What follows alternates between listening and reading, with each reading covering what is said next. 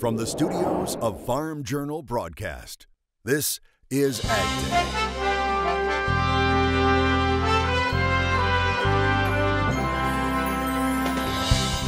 A clean barn and quality care helping this Illinois farmer earn the title of America's Pig Farmer of the Year.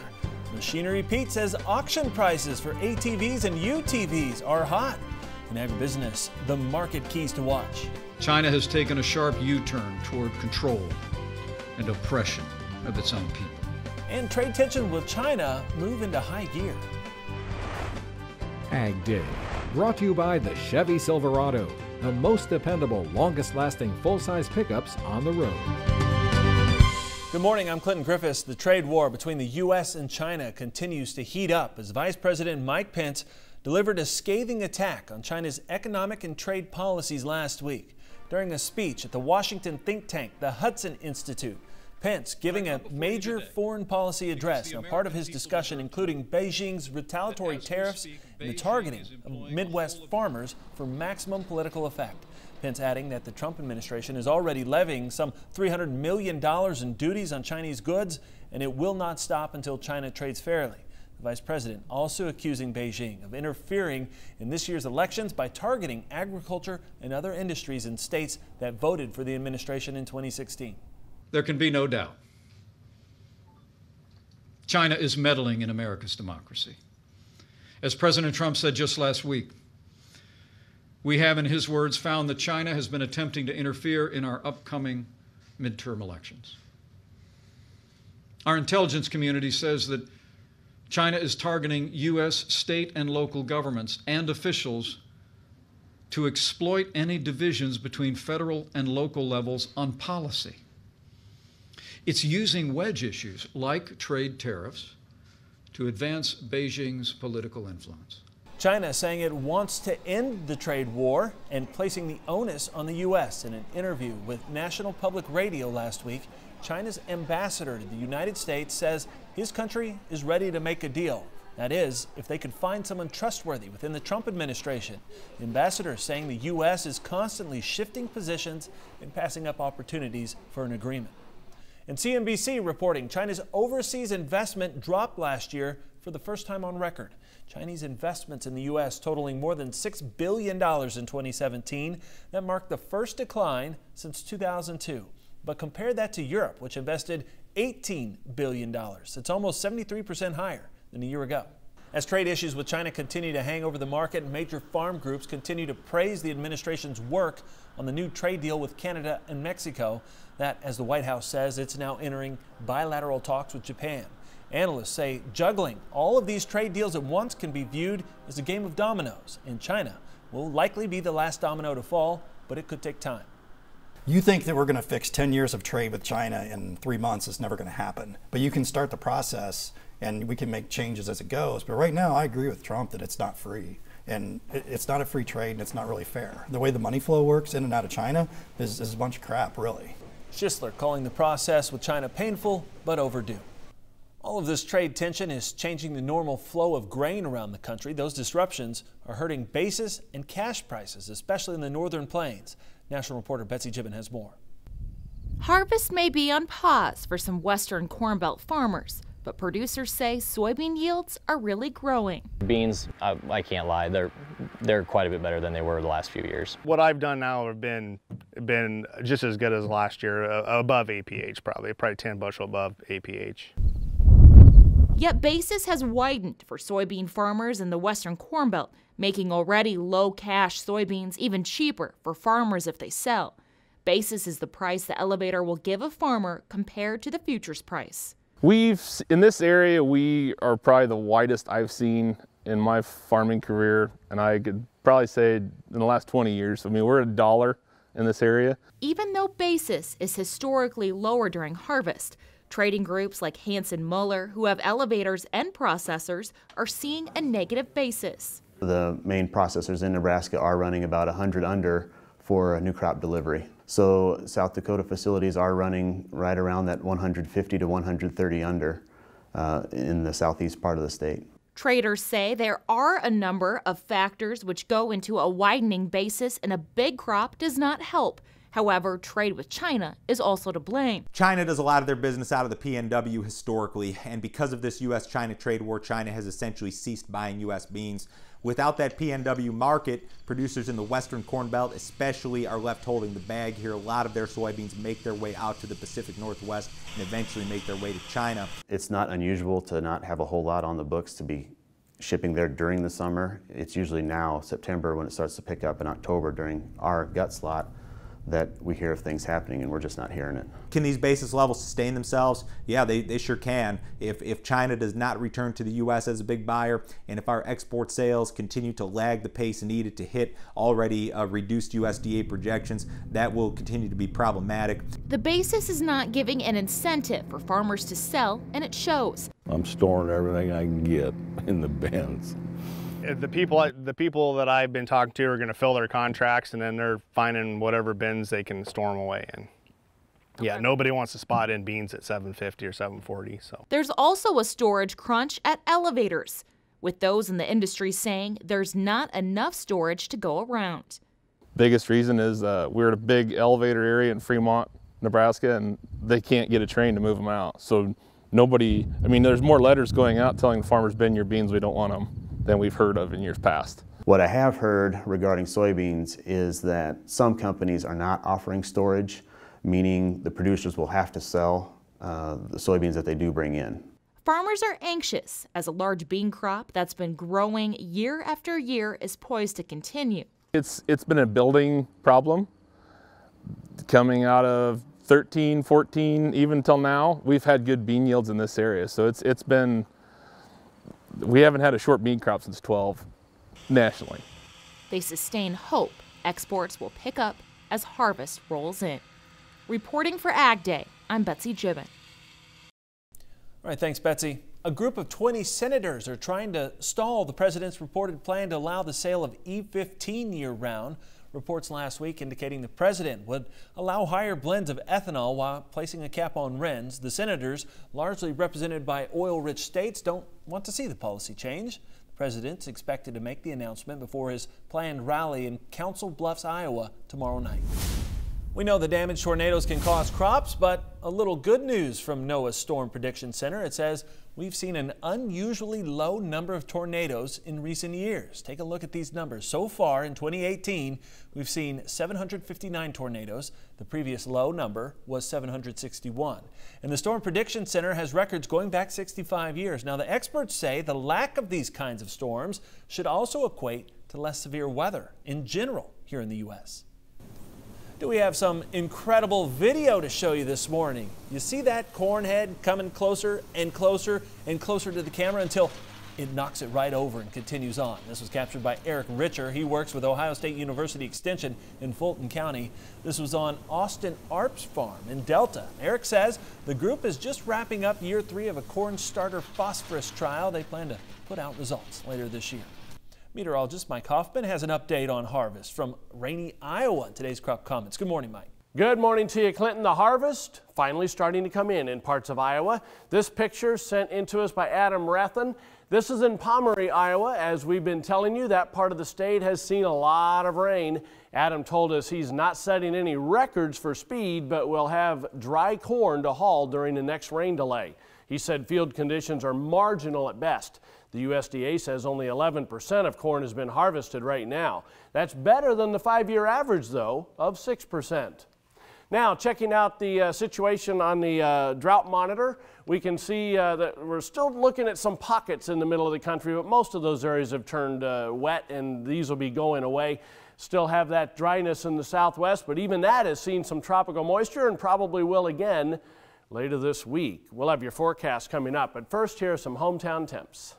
Plan for the unexpected with weather forecast updates. Local forecasts are delivered right to your cell phone each morning, making planning a little bit easier. Just text Weather 6 to 31313 to get started. Weather, wheat, and huge harvest. We'll get you ready for the trading week ahead. Coming up next in analysis. Plus, Machinery Pete is here. Hey, stay tuned, folks. Coming up, we're going to talk about something we don't usually touch on: ATVs and UTVs. And meet the top pig farmer of the year, how a love of animals and family makes for a healthy farm. That's today on In the Country.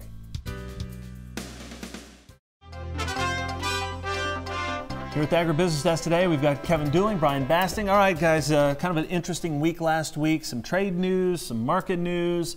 What was your takeaway? And Kevin, we'll start with you. What did you learn last week? Last week, well, we were excited about the trade deal, of course. I mean, that was number one. Number two, harvest weather is obviously an issue. You got a Canadian crop under a snowpack, and you got some pretty major threats for rain coming, on the U.S. Midwest. So, it's just kind of the October grind for a lot. So yeah, that's right. That's a good way to put it. October grind. Brian, what was your takeaways from last week? Anything stand out to you of maybe lessons you learned? I think in Illinois and parts of the Midwest anyway, Clinton, we're starting to see confirmation of these USDA yield numbers. Okay. I know the USDA will come out on October 11th with their next supply-demand report, so we'll keep a close eye on that. But it's not universal. I want to emphasize that. There are some spots out there that weren't fortunate, but a lot of these yields are being confirmed.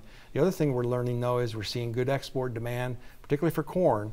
We're seeing good sales and good liftings. That's a function of the smaller crops, of course, from this past spring in Brazil and Argentina. Yeah, it is interesting to watch how those export sales numbers are moving and what we're doing. As you go through the rest of October, what is your advice? How are you telling people to prepare? And we know everybody's busy. It's a busy time of year. Kevin? Boy, it depends on the commodity. Soybeans are taking a totally different approach. We've got to divide that crop up and manage the risk because that one holds the most risk, in my opinion. The corn, we're managing that with basis and cash flow, and we believe it's going to follow wheat, so we want to maintain ownership. Wheat, we just want to have ownership. Yeah.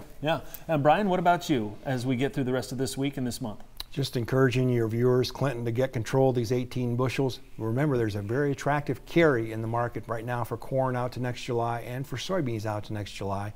If you have on-farm facilities in particular, that might be a very attractive thing to consider and manage. All right, we know a lot of folks out there are planning to store, so we'll see where that takes us this year. Appreciate you both being here. We'll be back with more Ag Day coming up in just a minute. For a free 2-month sample of Kevin's market analysis, or if you have a question of any kind, call 541-980-4554 or email kdinvestors@gmail.com.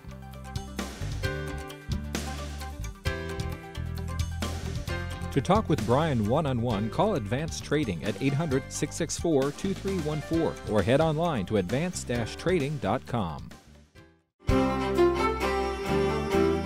Welcome back to Ag Day. Meteorologist Mike Hoffman here looking at the jet stream. And Mike, it looks like we're in a different weather pattern now.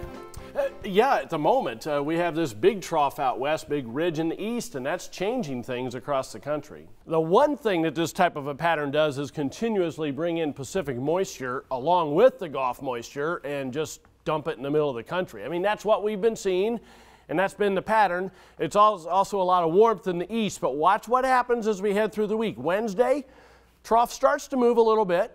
As we head through the rest of the week, then you can see at least part of the trough comes into the Great Lakes in the northeast, flattening out that ridge a little bit, but that brings some moisture into those areas by the end of the week. And then as we head into the weekend, it actually pushes the trough into the Great Lakes.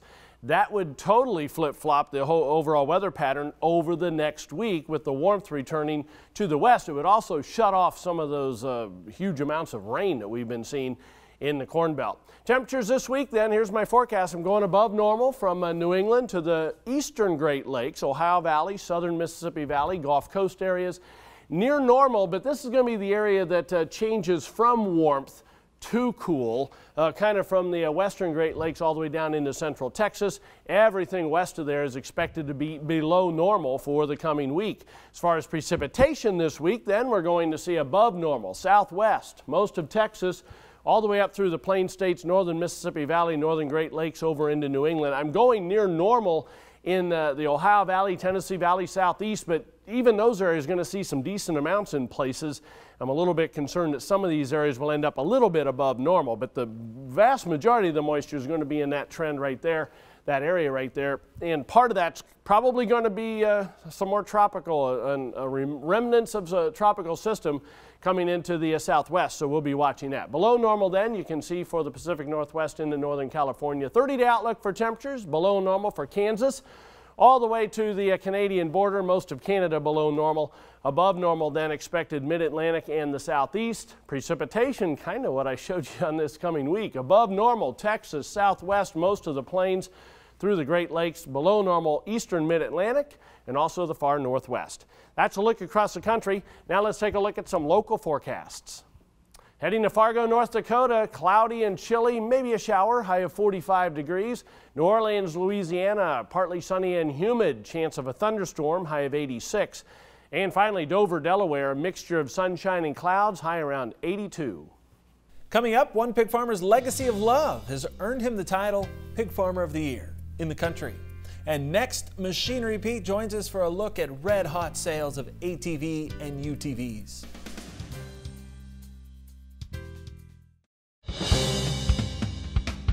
You love them, and they're becoming a bigger deal on the farm. Machinery Pete talks deals on ATVs and UTVs.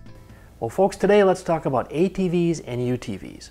Now, this is one of the hottest sectors actually in the equipment market here in 2018. In fact, if you go to our website today, machinerypete.com, you'll find about 2,500 of these things listed for sale. And if we analyze the search traffic data from third quarter compared to second quarter, up 17.9%. But get this, if we compare to a year ago, third quarter, we're up a whopping 210.6% here in 2018. Now, of course, we also track auction prices on ATVs and UTVs. And over the last almost 29 years, I've compiled over 7,200 prices on them. But interestingly, we're seeing many more here the last few years on a year-to-year basis. So through the first week of October 18, for example, we've seen almost 700 sold. Now, here's a visual look at where ATVs and UTVs have sold at auction so far this year. And you'll notice, of course, heavy concentration across the upper Midwest, but also across the Southland and up into the Northeast part of the U.S. Now, if we talk specific auction prices, the highest sale price I've seen this year in this category was this Bobcat Toolcat 5600, 943 hours on it, sold for $23,000 on a consignment auction in central Nebraska back on July 28th. Now, folks, one more sure sign of the heat in this category are new players coming into the market. So at the Farm Progress Show, I got an up-close look at Caterpillar's new entry into the UTV market.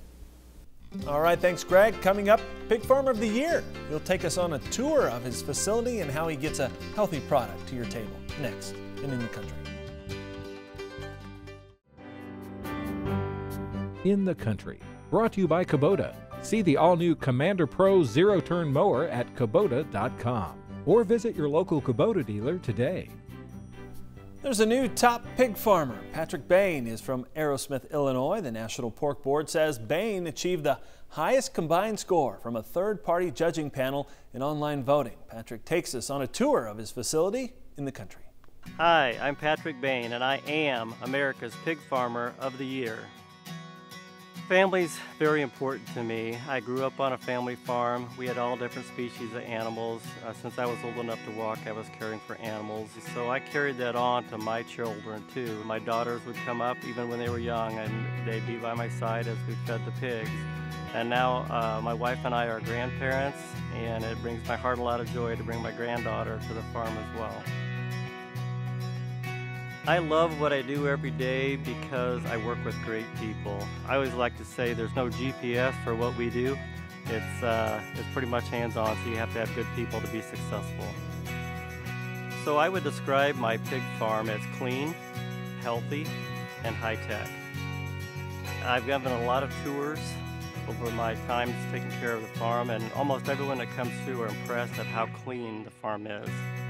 Also, people are kind of surprised at how healthy the farm is. Animal well-being is critical on our farm. We have the mothers that have the babies, so we have to make sure the animals are not only comfortable in their housing, but that they're cared for in the proper way. And high-tech because there's a lot of technology we use to keep the animals healthy as a group and also on an individual basis. Public health is important on my farm. We have to have consumer trust in the practices that we use and the product that we put on their table. It's a very good product, a very nutritious product, and I'm very proud and honored to be a part of feeding pork to the entire world. I think like spokes of a wheel, all the aspects of ethics are important. The animal care, the community, the environment, the animal well-being, employee training, and food safety are all critical. But we have to make sure that that product is healthy, that the practices that we use are all understood for the consumer to have trust in us. Congratulations, Patrick. And that's all the time we have this morning. We're sure glad you tuned in, spent part of your day with us. From all of us here at AgDay, I'm Clinton Griffiths. Have a great week in farm country.